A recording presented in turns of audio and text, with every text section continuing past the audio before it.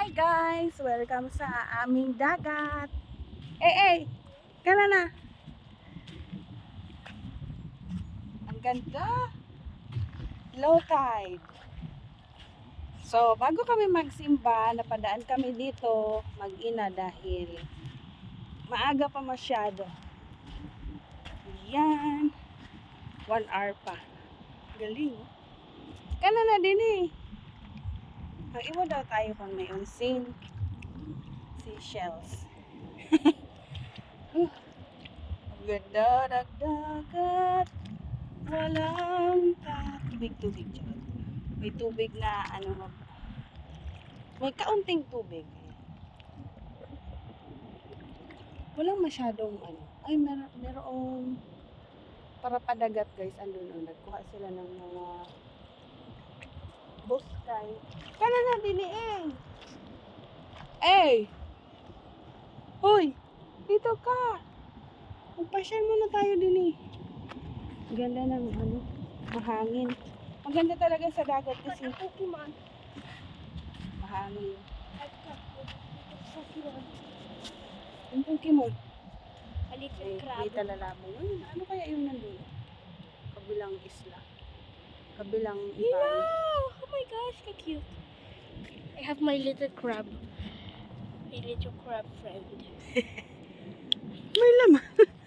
Muna ko totoo na yan to. Okay. Tara. Who's my bestie? Oh, a real crab. Hey. Ano yun? Yan sa'yo ang kamot.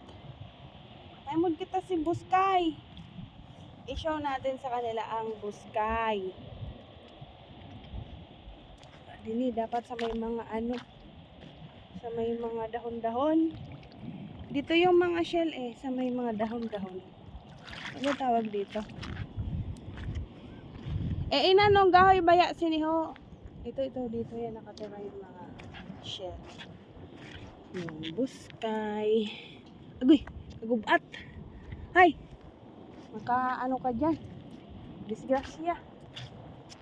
Disgrasya naman tayo sa itong mga bato na to guys. May mga yan. Nakuhanan na yan sila. Ayan, dati tinutusok-tusok lang nila papa yung shell. Sabi ko kanhi ka din nanong gahoy suno na na damo sa dagat. These things? Oo. You mean seaweed? That's not seaweed. Kagayon talaga niya. Kelp. Yeah, that's kelp.